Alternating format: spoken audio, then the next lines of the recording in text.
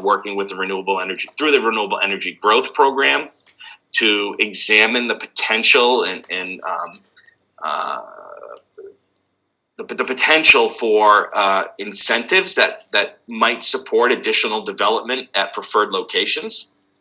Similarly, we're thinking through the Renewable Energy Fund and what opportunities might happen there. As folks may know, our office is committed $2 million to support solar development on brownfields through the Renewable Energy Fund, and through the Renewable Energy Growth Program, we've added a solar carport class to promote solar on over parking lots. Which we've actually already implemented at our state facility. Our friends at the Public Utilities Commission and Division of Public Utilities and Carriers have a great carport project already installed and operational at 89 Jefferson Boulevard in Warwick, if you want to drive by and take a look. So, the short of it is that we too are concerned. The results of the Solar Opportunity Study, we will work with Brattle to think through those results and determine how we can best integrate those findings, and just want our stakeholders to know that OER is with you in thinking through, how we can leverage best practices through our existing suite of policies and programs. I don't know if Dean or Jurgen have any other comments on those challenges, which I know span the entire region. I'm sure that Dean and Jurgen, you're seeing that pop up in other states that you're doing business in as well.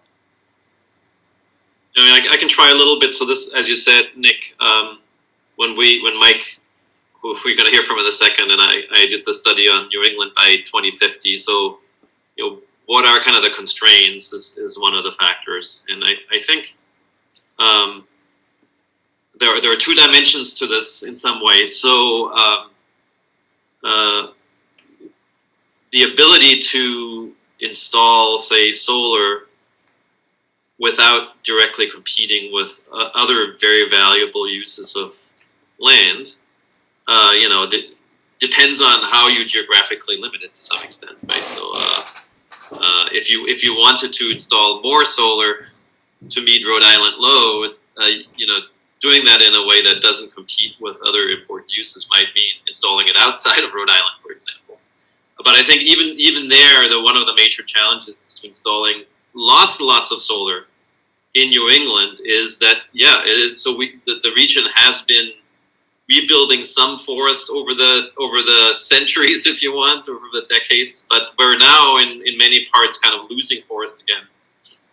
And so the last thing we want to do is sort of compete with sort of either, using the forest as a carbon sink or other really important uses of outdoor space. And that may ultimately, independent of the economics, sort of shift procurement a little bit away from solar and towards, for example, offshore wind. So I think that's one of the sort of factors that is more of a qualitative evaluation, but in the work that we're going to do going forward, and I think Dean outlined that a little bit, is the next step really is to put together a number of options about portfolios of renewable resources that in combination would produce enough electricity to basically offset or meet 100% of Rhode Island load. And I think while there might be cost trade-offs, I think these sort of more qualitative trade-offs are also things that will constrain the portfolios we construct. So that I'll stop there and see what the Dean also has with that. But that's clearly, it's a very important factor in determining kind of the contribution by various types of resources. If you wanted to, for reasons of creating a mix of electricity generation and matches demand, if we concluded that, it's really nice to have a 20% share of solar, then I think there's the trade-off that we discussed in principles. There might be a trade-off between, respecting land use kind of priorities on the one hand and the cost on the other. So it does turn out that putting solar PV on, say, rooftops or on car parks tends to be more expensive than putting them in, brownfields, which in turn maybe there might not be many brownfields, right? So you might have to sort of, to get access to the lowest cost solar, you you might actually then have to sort of encroach into the brownfield spaces only. So there are sort of then, respecting the really completely legitimate and very important land use issues then creates this trade-off issue a little bit, where if I want to sort of focus on the things that don't have a negative impact on other land use priorities, then I might have to sort of, accept that it might cost me something somewhat more to get the 20% solar share from, say, only rooftop solar. So we have no answer. We just know that these are important constraints, and as we construct portfolios to evaluate, those are basically the factors that we're considering. Thanks so much. I think we have time for just one more question. There were a number of folks asking about storage. Dean and Jürgen, I'm wondering if you could talk about the role of storage as we look forward to 2030 and beyond. Yeah, I'll say a few words. Storage is really a really important component of the decarbonized grid in the long term. If you'll recall a couple of slides that I showed. In the long term, storage is definitely going to be a very important component. In the near term, and the near term almost certainly goes to 2030, storage is not crucial, will not be crucial for maintaining a reliable electric system. And at least in principle, you might be able to get away without doing any storage until 2030. However, it is very important to learn about how storage can be utilized and how it can be best installed. Is it best installed at centralized locations or decentralized locations with the user? And so I think it is likely to be quite valuable to be exploring solar or storage, including installing some initial storage capacity, probably well before 2030.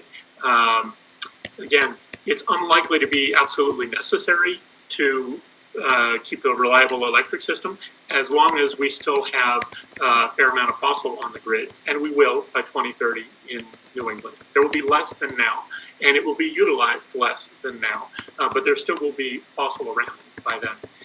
But I do think it's quite important to explore this storage question and understand what the ultimate needs will be for storage, and get some experience in implementing and using it, and a better understanding of the cost and the usage profiles. So I anticipate that some storage even before 2030 is likely to be an excellent idea, even if it's not necessary to operate the system in 2030. Excellent, thanks so much. So please do continue to use the Q&A feature of Zoom to ask your questions. We are trying behind the scenes to respond to all of them. So if you don't hear it answered live, hopefully you will get a reply soon in writing. I'll pass it back to you all. Thanks. Thanks, Carrie. I want to take Commissioner's prerogative for 1 minute and just respond to one more question from Susan regarding how we're working with economically challenged communities and energy justice and environmental justice organizations. I think that, Susan, your question is spot on and very appropriate. I have committed to improving OER's outreach and engagement with the energy justice community. In fact, Yasmin Jacobi is on this presentation with us and is a member of our project team. She's been brought on to OER as our energy justice program manager and spends her entire day, each day, working on these very issues. We have been working quite diligently, first, to educate ourselves, to have a better understanding and appreciation of the issues facing our EJ communities and broader challenges facing our society and our communities regarding racism and applied biases and these very difficult but critically important challenges that we face as a society. Also, we've been conducting some outreach to local organizations to begin a discussion about the challenges facing our local communities and to better understand with an energy lens how the energy systems impact those communities and to ultimately find a better way to understand what success looks like and how to measure it. So that work is underway, but it's never complete. And so I would strongly urge the members of our communities, particularly those who are focused on EJ, that if we haven't conducted any outreach to any groups that you might be a part of, and you'd like to just have a discussion about energy more broadly, or this topic in particular, please reach out to us. You can send an email to our general inbox, which has been listed in the presentation, or you might even be able to chat Yasmin here in the attendee list, and we'll follow up with you offline to begin that dialogue. But I really appreciate your comment, Susan, and I just want everybody to know that we are focused at OER on improving our outreach to the EJ community and integrating those perspectives and concerns in our work ahead. So thank you, and with that, let me turn it back to Dean and Jürgen. Thank you, Nick. I think now we're going to move ahead with the second part of the presentation, and I'm going to hand the virtual microphone over to Mike Haggerty to talk about defining the 100% renewable goal and measuring that goal. All right, thanks, Dean. Just want to make sure everyone can hear me. Am I coming through all right? Excellent. All right, so I want to build on the information that Dean and Jürgen have shared so far and dive into some of our initial analysis, focus really on the scale of the challenge that lies ahead for Rhode Island through 2030 in particular. And just as a reminder, the executive order required that Rhode Island meet 100% of its demand with renewable resources. So we want to discuss a little bit of what that means and then give you a preview of what that looks like in terms of the additional renewables that need to be added. We won't be going into the exactly which types of renewables, where and how they will be added, but want to kind of set the table for the work we're going to be doing going forward to give a sense of the scale of the challenge. So first, we interpret 100% renewable electricity to mean 100% of energy production, not necessarily within Rhode Island, but that there's sufficient renewable energy production to meet Rhode Island's demand. So to do so, we think that will require setting a requirement similar to the renewable energy standard as it exists today. As Jürgen mentioned, that currently will increase to 38.5% in 2035, and that likely will need to be accelerated in order to meet the demand, this goal in 2030. It'll also require Rhode Island to ensure that there's sufficient resources to meet that demand for renewable electricity. And we want to make sure that when we say 100%, that we really mean 100%. And there are a few complications and things that you need to consider to make sure that that is a firm goal and that it really means 100%. So within that 100%, that includes the amount of demand or electricity that is purchased through your electricity provider. It also means the line losses. There's losses from the generation resources on the transmission and distribution system that can amount to about 8% of demand. So we want to make sure that's included. And third, we also want to make sure that we're accounting for any on-site generation that is not included in the meter load. This can get a little bit tricky since some of that on-site generation comes from renewable resources, some of which creates RECs. And because of that, as Jürgen was saying before, you want to make sure that you're not double counting that you're if you do have a significant increase in on-site generation from solar PV, which we refer to as behind-the-meter solar, that isn't counted twice, both for reducing your load as well as meeting the requirement to meet that load with RECs. And you also have some behind-the-meter generation. It's not that significant, but it does exist that is from fossil resources. We want to make sure we offset that with renewables as well. The third point on the slide is that we want to just make clear what this doesn't mean. It doesn't mean that 100% of renewable of Rhode Island generation capacity generation capacity located within Rhode Island is from renewable power. It also is an annual requirement that the annual amount of demand is met by an equal amount of renewable electricity within the year.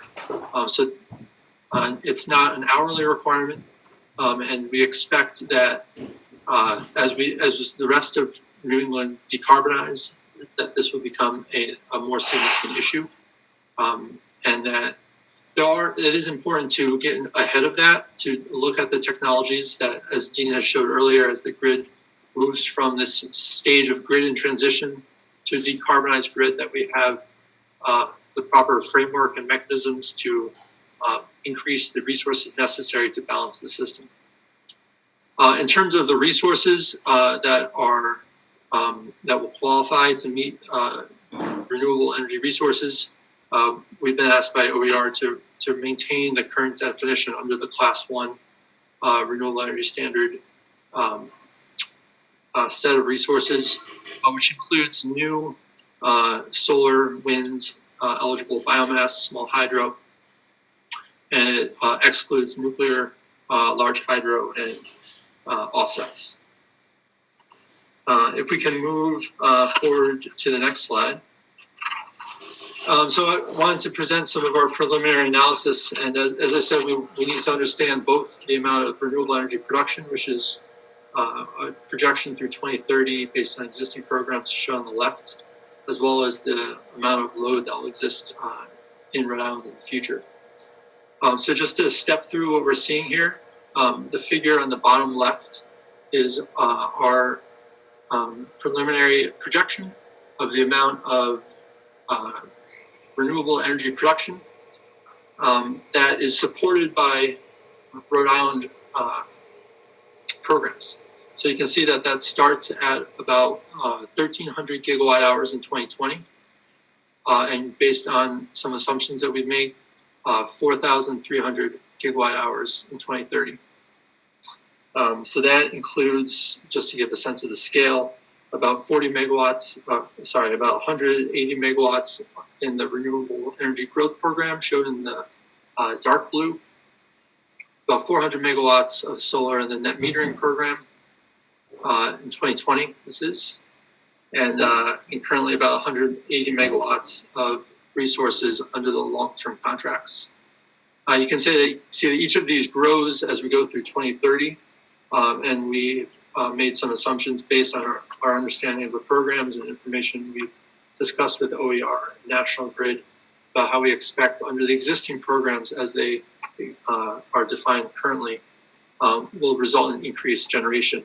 And you can see that the most significant increase occurs with the Revolution Wind farm coming on in 2023. So now moving to the right, looking at the amount of load that we expect in Rhode Island. You can see the figure has several components here, just to step through what those are.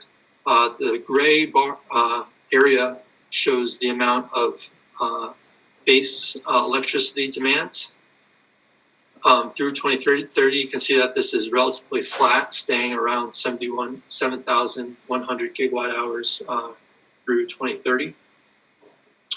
There's a relatively small red area indicating growing demand from electrification of vehicles.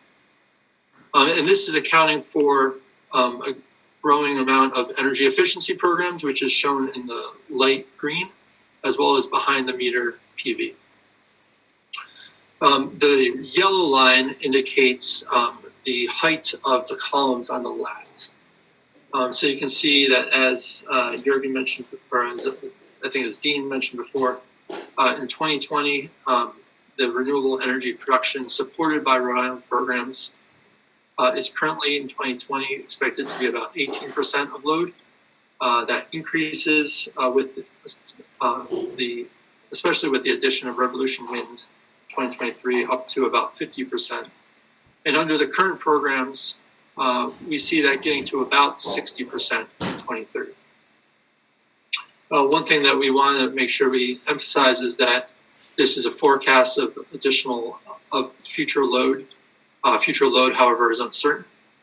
Two things that we've considered that could be different from this projection to kind of give us a range of future load is if there was additional energy efficiency programs, if those emphasized and continued to occur at a similar rate as today, we would expect load to be about 5% less, around 6,800 gigawatt hours. On the other hand, we could see additional load growth due to earlier electrification by 2030, increasing demand by about 20% to 8,200 gigawatt hours. So these are the two pieces that we're analyzing to get a sense for the scale of the need for additional renewables to be supported by Rhode Island programs. And we will next look at what that means for the gap that needs to be met in 2030. So this is Dean. Let me just jump in and clarify and add one thing, or make sure that people understand. This yellow line, the renewable energy production that we've projected here, includes increasing amounts of renewable energy from the existing programs. So increasing additional installations of renewable energy from the existing programs as that's projected to occur throughout time. Now, some of that already exists. Some of it, like the big step here we see from Revolution Wind, exists by contract but isn't online yet. So this yellow line already assumes that there is some additional renewable generation that'll be produced by the existing programs in sort of a business as usual world. And the gap between this yellow line and the total load, including potentially some of the behind the meter photovoltaics, is the additional amount beyond what the existing programs will produce, the additional amount that we need to add in order to get to that 100%. And I'll move on and hand it back to Mike. Thanks, Dean. So the picture on the left here focuses on that very kind of right edge of the load projection that we just showed you, with the teal bar showing the base projected electricity consumption in 2030 of about 7,100 gigawatt hours, and then the two bars there, the high and the low, showing that range that we're considering based on either additional energy efficiency programs or earlier electrification. And then on the right, we're showing what needs to be done to meet that goal. As we said, the goal is to provide, to ensure that there's sufficient renewable energy resources to meet 100% of the demand in Rhode Island. And the dark blue on the bottom kind of shows what's already been locked in, both by existing resources and by contracted renewables, including Revolution Wind and some additional long-term contract resources that are expected to come online over the next few years. The next chunk, which we include in this gap, are the projected renewables from the existing programs. We differentiated this because the amount coming on is uncertain, but we wanted to make sure that that's acknowledged that existing programs will increase the amount of supply in the system. And reduce the amount of additional renewables to be procured, which is the final bar at the top, showing that about 40% of the projected load will still need to be added. And as Dean said, that there's several ways in which this can be added. New renewables from the continuing existing programs, which is the kind of the medium blue there. Expanding those programs to take up some of those additional renewables to be procured. Increasing the renewable energy standard to allow for additional RECs to cover that light blue, as well as additional procurements or additional programs, such as the additional more procurement of offshore winds. Just to note the importance of energy efficiency here, that is, energy efficiency is not a renewable energy program, but it can offset the amount of total demand on the system that would need to be met by renewable energy. So making it easier to meet the goal. So the gap that we've found here is that there's about 4,300 gigawatt hours of additional demand, or additional electricity demand would will need to be met in the future by renewable energy. But that is uncertain, and that's something that will need to be considered by Rhode Island as you go forward. That there is a goal to meet 100%. What 100% looks like in the future could vary from, as we show here, a range of 3,800 to 5,300 gigawatt hours. And the programs will need to be developed in order to account for that uncertainty to ensure that as you get to 2030 and beyond, you meet the 100% goal.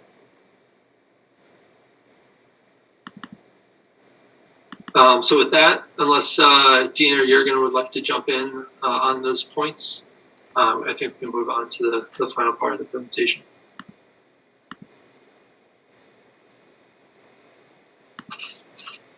Thanks, Mike. Sorry, I started talking while I was still muted. That is sort of the content that we wanted to share with you today. I've been watching and responding to some of the Q&A. I really appreciate those that have come through. I wanted to give you a sense of sort of where we are, where we're going next.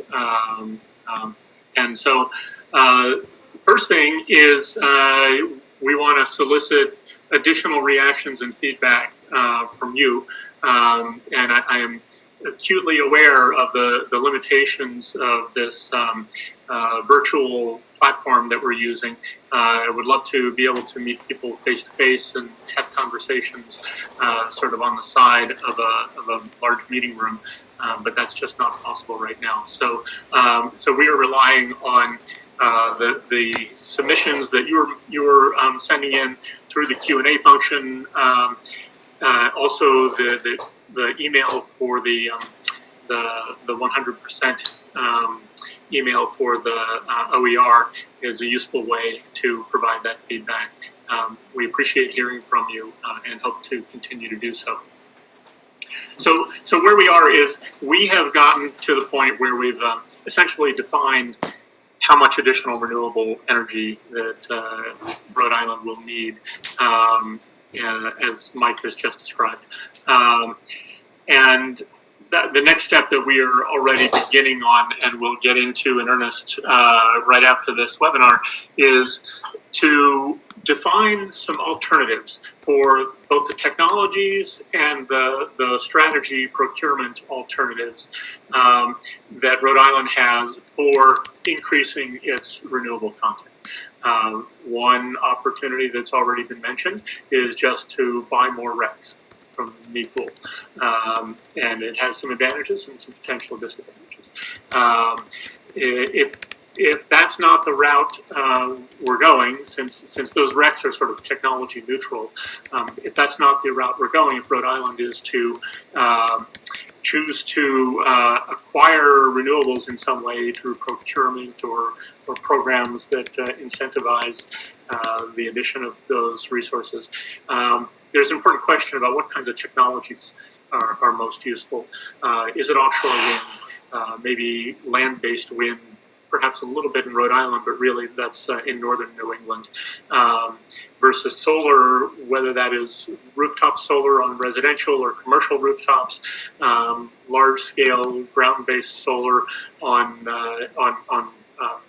brownfield sites, or other alternatives. So there's one question about what's the right technology. There's another question about what's the right vehicle for acquiring those technologies, if that's the route you're going. Should Rhode Island expand its renewable energy programs, like the Renewable Energy Growth Program, or potentially create new programs? And one of the early things that we discussed is there's a preference for using existing programs and mechanisms where they exist because they're already in place and probably more efficient. But they certainly could be expanded. An alternative is something more like the long-term contracting program, where typically larger amounts of renewables are acquired through procurements, like the one recently for